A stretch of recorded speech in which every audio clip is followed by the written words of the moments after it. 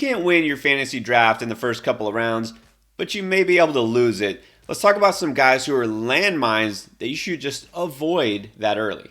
Let me remind you, if you go to flockfantasy.com/endgame, you can check our rankings to know exactly how we feel about all the players that matter. You can also find bonus articles, videos, and so much more. We now have some video courses to help you learn how to not just play Dynasty, but build a champion. And we're doing the same for redraft, so that way you can dominate your draft from the very beginning. So that's flockfantasy.com/endgame. If you go now and sign up, you get 30% off any subscription.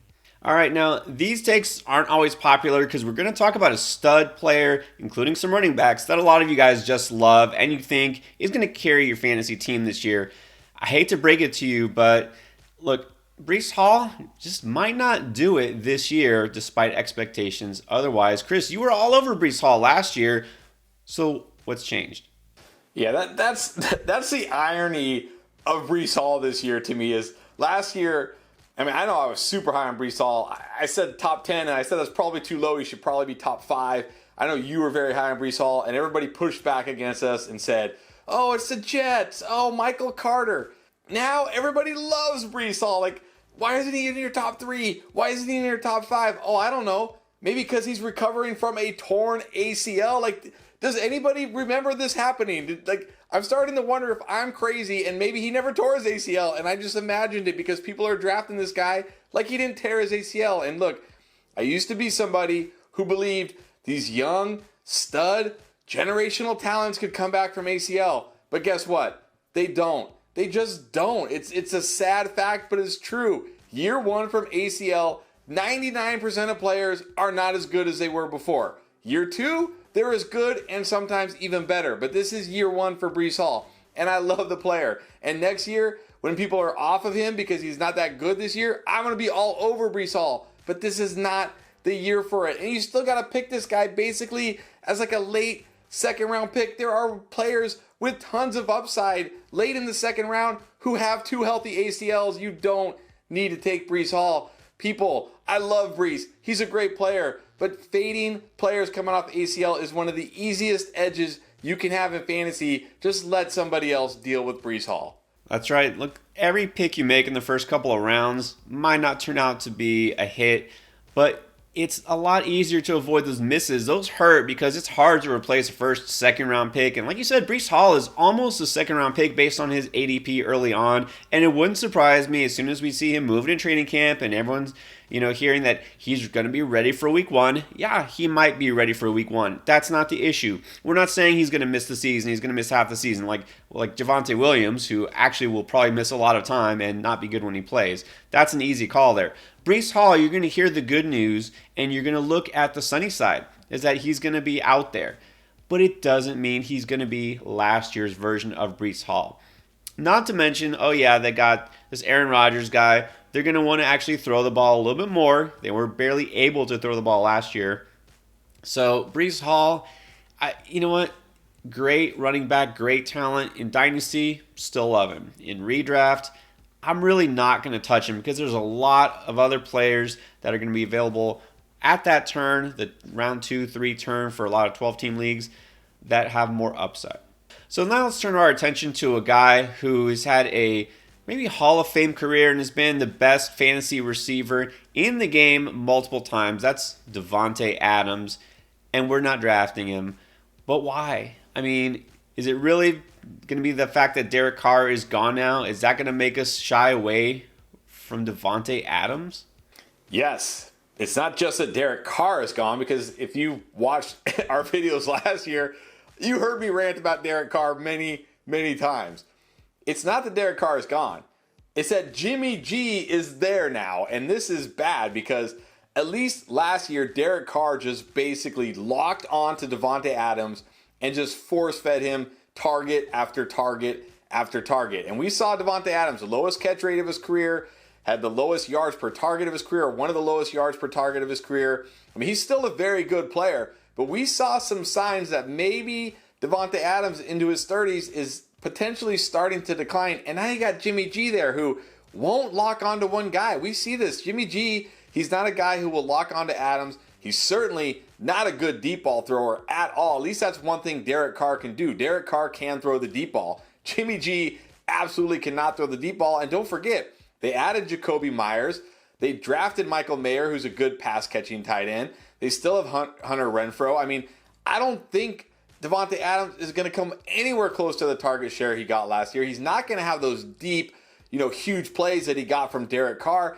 And he's still being drafted right at the end of the first round, early second round, like he's still a top 5 fantasy wide receiver. I don't get it. I feel like this is the beginning of the end for Davante Adams, at least as far as being an elite fantasy wide receiver, and people haven't figured it out yet, and they're still drafting this guy just way too early, in my opinion. And I'll make an admission, if you recall some of the mock drafts early in the offseason, right after we first started, which was right after last season ended, I was still treating Davante Adams like I would last year. And I said, you know what, this guy knows how to be an elite receiver no matter who the quarterback is. He proved that last year, and he's still going to get a ton of targets. And it's not that they drafted a rookie tight end, or that they got Jacoby Myers or whatever, but I'm starting to see the reality of the fact that it might not be peak level Davante Adams anymore, because just a lot of little factors that you just mentioned, the fact that he's probably just not going to get zeroed in on as much, because Derek Carr really just looked his way almost every play, which is part of the reason why Derek Carr is not there anymore. And Garoppolo, look, say what you want about him, whether you think he's good or not good. The fact is, the guy does not stay healthy. And so if we see him missing time, extended time, we're going to have a backup quarterback for the Raiders. And then we're going to have Davante Adams in an unfavorable situation. And then it always comes back to where you're going to get him. Again, a lot of people are still going to look at him as a first-round talent or early in the second round right now, an ADP of 13 overall. But you look at some of these other wide receivers, you know what? I take the guy, believe it or not, who is now Derek Carr's number 1 target, Chris Olave. I might be taking him over Davante Adams now, because we know he's going to get those deep targets. He's going to get thrown the ball more frequently. I don't trust Jimmy Garoppolo to really support a high-end receiver to the extent that I'm going to take him 13th overall. And then there's another running back that, has all the talent in the world. We know this, and now maybe has the opportunity to finally have a true breakout season. But man, I don't think Travis Etienne's outlook is exactly what everybody might expect. No, and I was all over Travis Etienne for most of the offseason because, again, you talked about the talent. This is a talented running back. But then they went out and drafted Tank Bigsby in the 3rd round. And look, he wasn't like one of my favorite prospects. I wasn't completely out on him. I didn't dislike him. He wasn't one of my favorites. But the fact that they used a 3rd round pick on a running back just confirms what everybody always says, and that's that Doug Peterson isn't going to commit to one guy. I mean, even last year when you look at it, he didn't truly commit to Travis Etienne. He wasn't really used in the passing game very much, which was strange because that was kind of his bread and butter, or at least what we thought was his bread and butter coming out of college. He didn't really get a lot of goal line work. It didn't even seem like last year Peterson trusted him that much. It's just they didn't really have anybody else. So this tells me that Peterson doesn't want to, use Etienne as a workhorse. And if he's not going to catch a ton of passes, which he didn't last year, and he's not going to get a ton of goal line work, which he didn't last year, and now maybe he loses even some work to Tank Bigsby. I mean, I don't think Tank Bigsby is going to be like a 50-50 split, but last year Etienne was getting at least most of the early down work towards the end of the season. Now, probably won't even get that, and people are still drafting this guy, like an early 3rd rounder. There's still good running backs on the board at this spot who are locked into a bigger role and I think have more upside. So again, I love the player. I think the talent is there, but we see it all the time with players where we say, man, this guy's talented. Why don't they use him more? I think that's going to be Etienne this year. Well, believe it or not, I compare this a lot to the Davante Adams situation. Look at a guy for what he is here and now in terms of fantasy production. Forget the past. Like with Davante Adams, we have this history of NFL production, right? Being basically the best player in fantasy. With Travis Etienne, a lot of people still remember how he was possibly the most talented running back in college at Clemson and how his rookie year he was going to be the stud. And of course, it didn't happen because of injury. And so people still have that frame of mind. They expect him to just be this stud. Look, he's a great player, and that's fine, but he's in a situation where we know his coach wants to use multiple backs. And okay, fine. Every NFL head coach basically is at that point these days, right? It's going to happen. People are drafting him as if he's a workhorse. He's not ever going to be a workhorse. He's just not going to be used that way. All right. And then last year, do we remember really how he was basically getting traded away, sold low? Some people even dropped him after a few weeks in the season because James Robinson was the guy there and Travis Etienne wasn't getting used. And now they're like, oh, but Robinson is gone. He's toast. It's Etienne's job.